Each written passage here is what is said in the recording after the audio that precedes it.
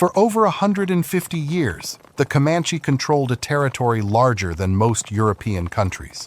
They called it the Comancheria, and it stretched from the Arkansas River in Kansas all the way south into northern Mexico, covering most of present-day Texas, half of New Mexico, and slicing deep into Oklahoma and Colorado.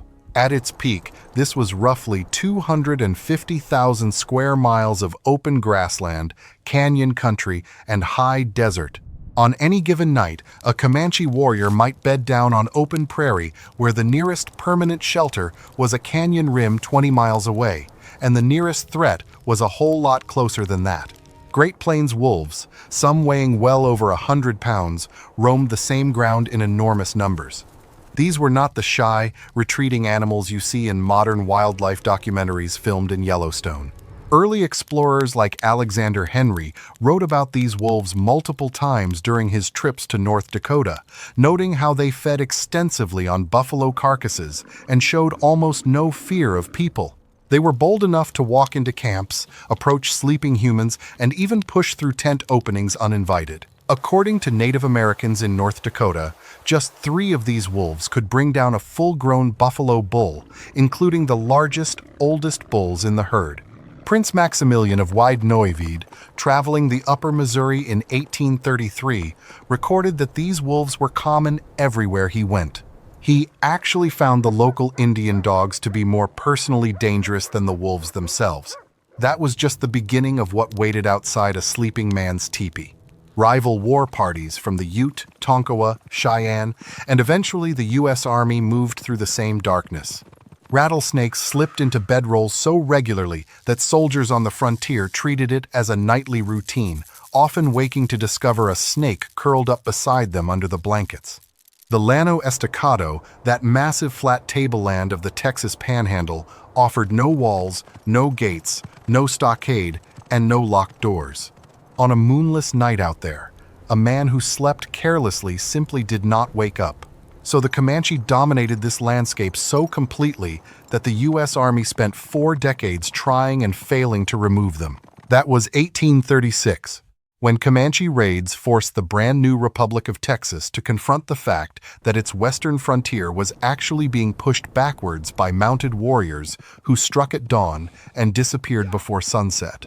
In Texas, a full moon in September became known as a Comanche Moon because that was when the raiding parties rode south by moonlight, sometimes 200 to 800 warriors strong, penetrating 400 miles deep into Mexico, capturing livestock, taking prisoners, and vanishing back across the Rio Grande before anyone could organize a pursuit. Between 1831 and 1848, 44 major raids were recorded in which the Comanche killed more than 2,600 Mexicans and stole over 100,000 head of livestock. By 1871, Colonel Ranald Mackenzie, one of the most capable field commanders the Army had, still could not solve the basic problem of how to find and fight people who seemed to dissolve into the prairie at nightfall. If you had asked anyone in the frontier settlements about the Comanche back in those decades, they would have told you these were the most dangerous people on the continent. The Spanish had already learned that lesson. The French had learned it too.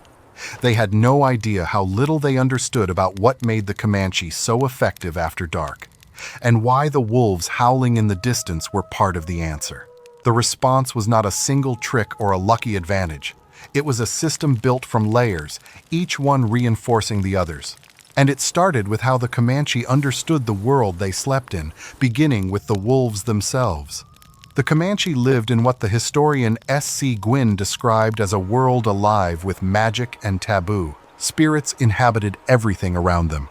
The rocks, the trees, the rivers, and especially the animals, all carried a force the Comanche called puha, a spiritual power that permeated all of creation. There was no priestly class handing down doctrine, no organized hierarchy telling people what to believe. The Comanche had no temples or scripture or weekly services. Each person found their own connection to the spirits, their own source of puha, on their own terms.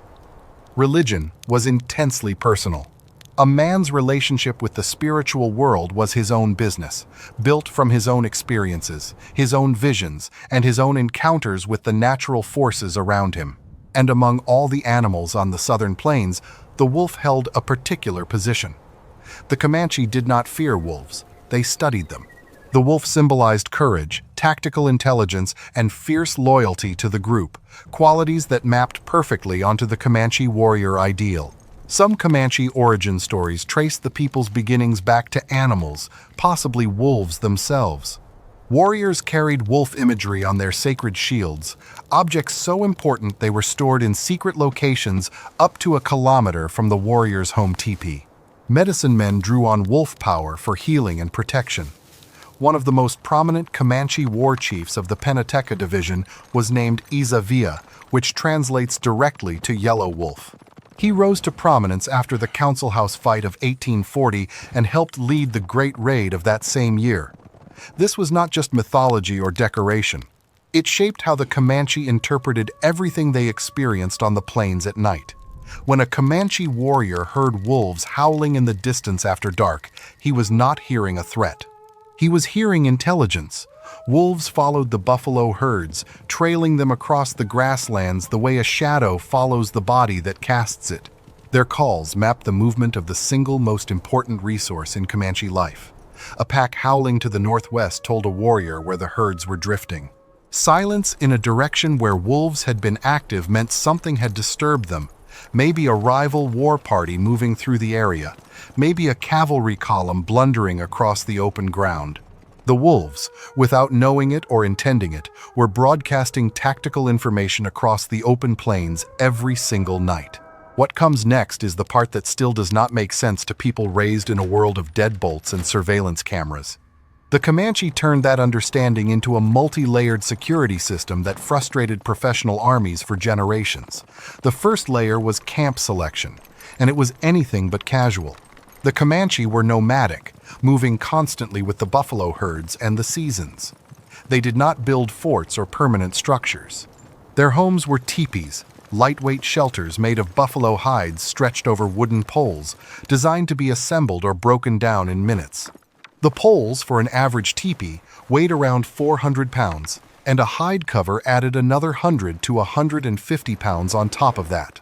The whole thing traveled on a horse-drawn travois, two parallel poles scored across the prairie behind the animal, a mobile home that could be packed up and moved at a moment's notice. The placement of those tippies was never random. Not once. During winter, when temperatures on the open Llano Estacado could kill an exposed man in hours, when wind-driven snow came so dense and cold that anyone caught without shelter was as good as dead, the Comanche moved into deep canyons. Palo Duro Canyon, the second largest canyon in North America after the Grand Canyon, was a favorite winter camp for the Quahati Band, the most remote and hostile of all the Comanche divisions. Blanco Canyon, further east, near present-day Lubbock, served the same purpose. These canyon camps offered natural stone walls that blocked the killing wind, sheltered the horse herds from blizzards, provided water from streams running along the canyon floor, and created narrow choke points that funneled any approaching enemy into passages where they could be spotted and ambushed long before reaching the camp. In warmer months, the Comanche spread out across the open plains, but they still chose campsites with deliberate care. They favored spots near water but with clear sightlines across the surrounding grassland, positions where a rider approaching from any direction would be visible for miles before he arrived. Every tipi faced east, toward the rising sun, following a tradition that connected the dwelling to the natural rhythms of the world. The camp entrance faced the direction enemies were least likely to approach from, since prevailing attacks on the southern plains typically came from the west or north. The same landscape that terrified U.S. soldiers, that endless, featureless expanse of the Llano Estacado, was exactly what made the Comanche feel secure. They knew every ridge, every water source, every canyon entrance for hundreds of miles in every direction. An army column moving across that open ground might as well have been marching under a spotlight. The Comanche could shadow soldiers for days without being detected, tracking their campfires at night, counting their horses and mules, noting which companies posted sentries and which ones got sloppy after dark. That detail mattered more than anyone on the army side realized, because the second layer of the Comanche night security system was the horse. And it was the part that cost Colonel Mackenzie his pride. A Comanche warrior always kept his best horse, his war horse, tied up right beside his tipi. Not in a distant corral, not in a communal paddock with the rest of the herd. Right outside the entrance, close enough to hear it breathing, the bond between a Comanche warrior and his war horse was absolute. No one else ever rode that animal. A boy started learning to ride bareback at age 6, and by the time he was a full warrior, he and his horse moved as a single unit, capable of maneuvers that left every enemy who witnessed them astonished. Some horse owners were so protective of their prize animals that they went to sleep with a lasso or braided rope tied to their wrist, running under the teepee cover and out to the horse's halter. If the horse spooked, shifted its weight, or pulled against the rope, the warrior felt it instantly through the tension on his arm. He was awake and reaching for his weapons in the time it took the horse to take a single step.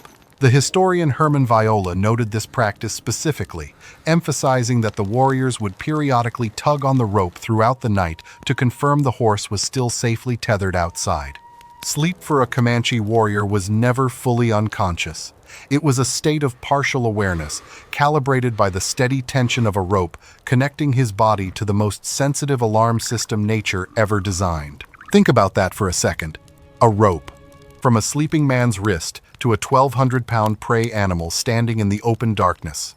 An animal whose entire evolutionary history has been about detecting predators before they get close. If anything approached that horse, anything at all, a wolf, a snake, a rival warrior creeping through the grass, the warrior was armed and on his feet within seconds. The broader horse herd, which for a prosperous band could number in the hundreds or even thousands of animals, formed an outer ring around the camp. Horses are prey animals with senses built for exactly this kind of work. They can hear frequencies humans cannot detect. They can smell a predator or a stranger at distances that would astonish a modern tracker. Their instinct when frightened is to bunch together and face the threat, snorting and stamping, behavior visible and audible from a considerable distance even on a dark night. Young warriors and boys took shifts monitoring the herds through the night, not by staring into the darkness trying to spot threats, but by watching the horses for signs of agitation. A horse that suddenly lifted its head, pointed its ears northwest, and tensed its muscles told the sentry exactly where to look. The horses did the detecting, the humans did the interpreting. Quanah Parker understood how good this system was, and he proved it by exploiting the gap when his enemies did not use it. When Mackenzie brought his 4th Cavalry into Blanco Canyon in 1871, his Tonkawa scouts discovered within 3 days that 4 Comanche warriors had been shadowing the entire column. The soldiers had no idea where the Comanche were camped. Quanah knew exactly where Mackenzie was, how many horses he had, and which companies had made the critical mistake of failing to place sleeping parties among their animals. On the night of the raid, Quanah and his warriors slipped into the army camp, stampeded the horses, and made off with 70 of the best mounts and mules, including Mackenzie's own magnificent gray pacer. This midnight theft was Quanah's calling card. A message carved in hoofprints across the canyon floor that said hunting the Comanche in their homeland was going to be a treacherous business. On the high plains, stealing a man's horse was often equivalent to a death sentence. The Comanche had been using this tactic against the Spanish since the early 1700s. Take a man's horse on the Llano Estacado, and you leave him to die of thirst, starvation, and exposure on a landscape that offered nothing to a man on foot.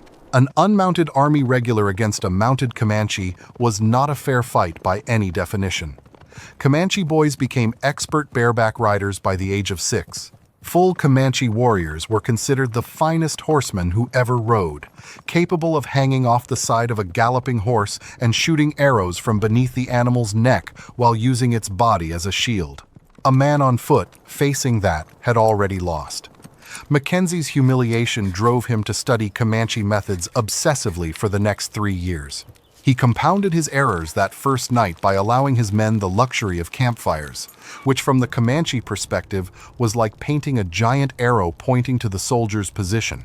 Everything the army did wrong at Blanco Canyon, the Comanche had already accounted for in their own system. Now, add the third layer, the dogs. Comanche camps were full of them, and these were not the breeds you are imagining.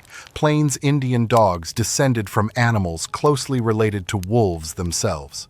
They were large, intelligent, semi-wild, and they ranged freely through the camp and around its perimeter at all hours of the day and night. Some were used for hauling loads on travois during migrations, pulling meat, belongings, and even small children across the plains. But their primary nighttime function was security. Dogs barked at the approach of enemies or visitors, creating a biological alarm network that covered every angle the horses and sentries could not. Sneaking into a Comanche village without alerting the dogs was the first and often the hardest challenge of any night raid. The dogs required no commands, no training schedule, no handler directing their attention. Their instinct was the system. Anything unfamiliar, any scent or sound that did not belong, triggered a response that cascaded through the pack and into the camp in seconds. You would think someone would have figured out a reliable way past them. Nobody did. Even experienced horse thieves from rival tribes considered the dogs the most dangerous obstacle in the entire approach, more unpredictable than the sentries, harder to fool than the horses. The breed itself has since been lost. European diseases devastated these animals the same way they devastated their owners. Interbreeding with European dog breeds diluted the bloodline further, and colonial authorities in the Eastern Territories actually outlawed the wolf-like dogs and killed them in large numbers. Efforts to recreate the breed did not begin until the 1980s, crossing Alaskan Malamutes, Siberian Huskies, and root wolf stock. The resulting dogs are intelligent, loyal, and still quite rare. But the originals, the ones that patrolled Comanche camps for generations, are gone. So the Comanche slept inside a series of concentric rings that worked together as one integrated system. The warrior himself, in his tipi, connected by rope to his warhorse. The warhorse, standing right outside, wired by 1,000,000 years of evolution to detect the slightest disturbance. The horse herd spread as a perimeter, with sentries reading their body language for signs of alarm. The dogs ranging freely through the gaps, barking at anything that moved wrong. And beyond all of that, the landscape itself, chosen with centuries of knowledge for its sightlines, shelter, and tactical advantage. If you are finding this useful, consider subscribing. We cover stories like this every week. Enter the part of this story that connects everything else, the Wolf Intelligence Network. While all of this was happening inside the camp, the wolves outside were doing something the Comanche understood and their enemies never did. The Great Plains wolf, also called the buffalo wolf, was not a threat to the Comanche or their horses. Wolves hunted buffalo, the same animals the Comanche depended on. The two species occupied the same ecosystem without competing because the Comanche understood wolf behavior patterns and the wolves learned that Comanche camps were not a source of danger or food. This was not domestication. Nobody was feeding wolf scraps or taming pups for companionship, though some tribes did occasionally dig up wolf pups from prairie dens and found them surprisingly easy to handle. What existed between the Comanche and the wolves was coexistence built on mutual predictability. The wolves knew the Comanche patterns. The Comanche knew the wolf patterns. Neither needed to change the other's behavior for the arrangement to work. The Comanche used wolf activity as a navigation and surveillance tool. When wolves gathered in a particular area, it signaled prey nearby. When wolf packs moved across the landscape, the buffalo herds were probably moving in the same direction. On a vast, featureless plain where landmarks were scarce and distances enormous, wolf packs functioned as living maps that updated in real time. At night, this relationship took on its most critical dimension. Wolves howling around a Comanche camp did not trigger alarm. The sounds told experienced warriors that the wolves were in their normal routine, tracking game, communicating with pack members across the darkness, doing what wolves always did. A wolf pack settling into its nightly chorus was the sound of normal, the baseline against which everything else was measured. The dangerous sound was silence. If the wolves suddenly stopped howling, or if their calls shifted to alarm vocalizations, something had disrupted them. Maybe an approaching storm, maybe a rival war party, maybe a column of soldiers. The absence of wolf sounds was the real alarm.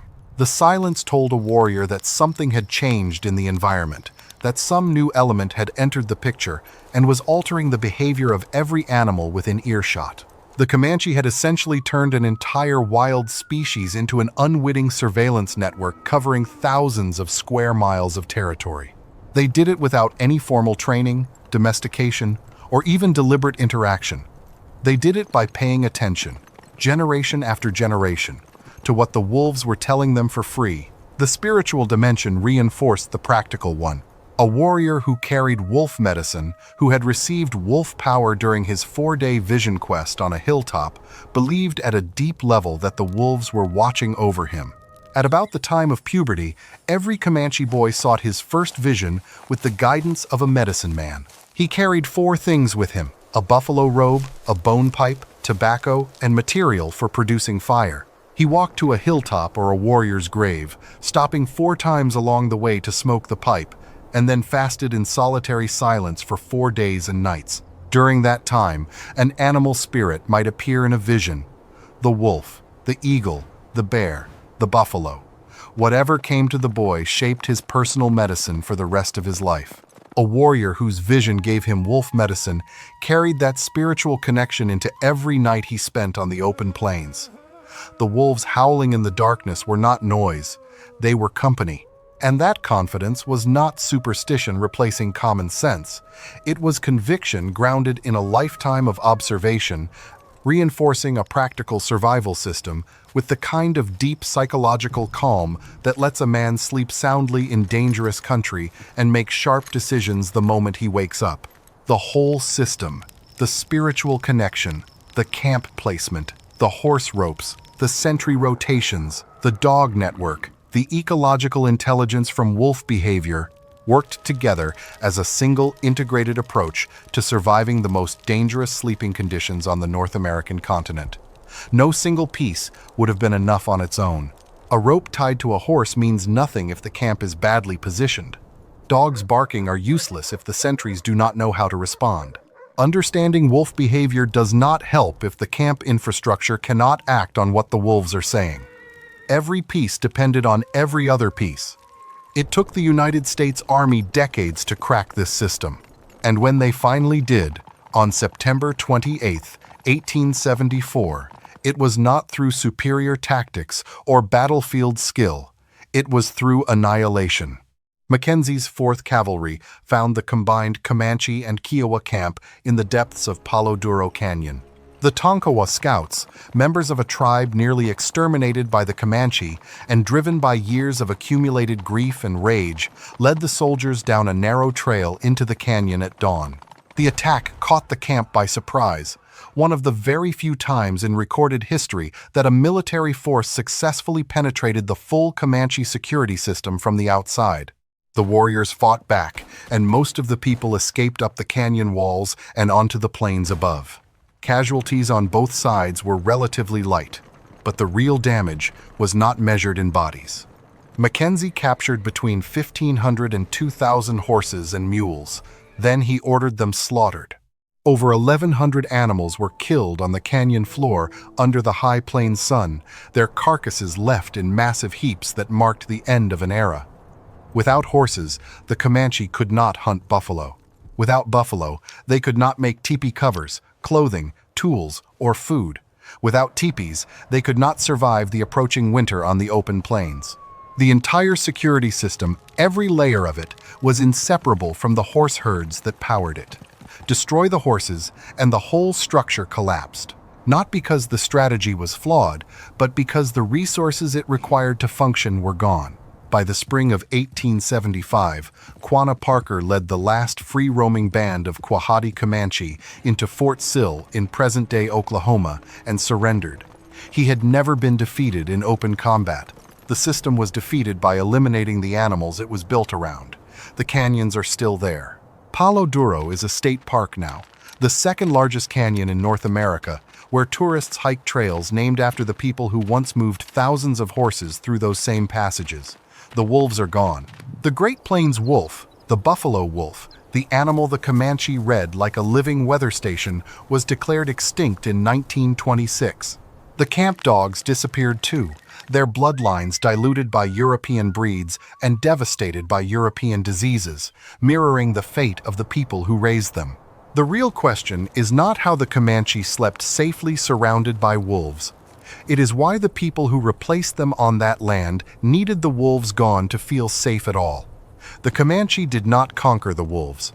They did not fence them out or shoot them on sight. They watched, learned the patterns, respected the role wolves played in the ecosystem, and folded that understanding into a survival system that worked for more than a century and a half.